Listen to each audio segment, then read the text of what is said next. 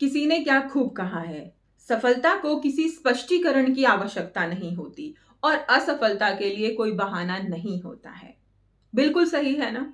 जब हम सफल हो गए हैं, हम लोग सफलता हासिल कर चुके हैं, तो सब लोगों को अपने आप ही पता चल गया, भई हाँ, इसने सफल हो गया है, इतनी मेहनत करी है, ये करा है, वो करा है और ये बंदा सफल हो गया।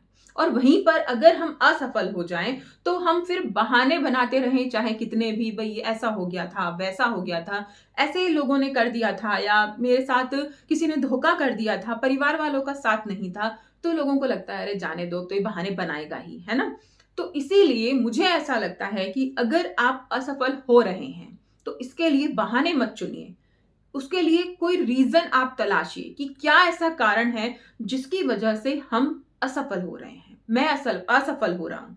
उस कारण को पकड़ लीजिए और जब आप वो कारण पकड़ लेंगे ना, तो उसको सुधारने में आपको देर नहीं लगेगी और आपको फिर सफल होने में भी देर नहीं लगेगी।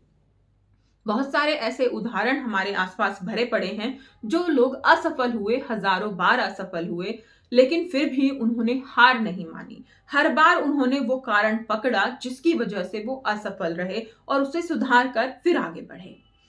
देखिए दोस्तों, बहाने बनाने के लिए हम कोई भी बहाना बना सकते हैं, किसी को भी कोस सकते हैं, किसी को भी दोष दे सकते हैं, लेकिन सच्चाई यही है कि अगर हम असफल हुए हैं तो इसमें कहीं न कहीं हमारी कमी रह गई है। कहीं न कहीं हमने कोई कमी कर दी है, हमने अपना 100% नहीं दिया है या कोई न कोई ऐसी चीज़ हमसे छूट गई है जिसकी वजह से हम असफल हुए हैं। अपनी असफलता के उन पहलुओं की जांच कीजिए जहां पर आपने कमी कर दी है। उनको पकड़िए और उन्हें सुधारने की कोशिश कीजिए। अगर ये काम आप कर लेंगे तो आपको सफल होने से कोई शक्ति नहीं रोक सकती है। लेकिन ये करे कौन? ये काम तो कोई नहीं करने वाला है। क्यों? क्योंकि हम असफल हो गए हैं तो हमें बस लोगों को ब्लेम देना है, ऊपर वालों को ब्लेम देना है, भगवान को कोसना है बस। इससे अलग हमें कुछ और नहीं आता।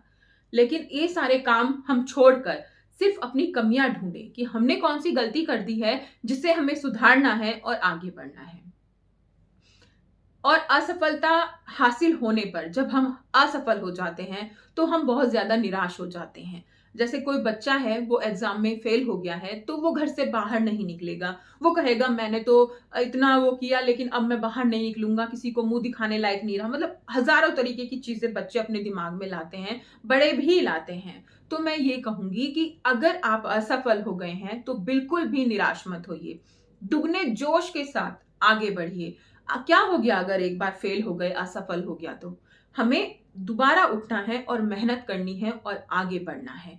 फिर आप देखिएगा कि आप जो सोचा भी नहीं था आपने, उससे बढ़िया नंबर से आप पास हुए हैं और आपने सफलता हासिल करी है। लेकिन एक बार की या 2 बार की या 5-6 बार, कितनी भी बार की असफलता से हम निराश होकर बैठ जाएं, ऐसा मुझे सही नहीं लगता है। मुझे लगता है कि जब तक हमारे अंदर हिम्मत है, तब तक हमें प्रयास करते रहने चाहिए। दोस्तों, वीडियो कैसी लगी कमेंट ज़रूर कीजिएगा और अगर अच्छी लगी हो तो वीडियो को लाइक ज़रूर कीजिएगा, चैनल को सब्सक्राइब कीजिएगा।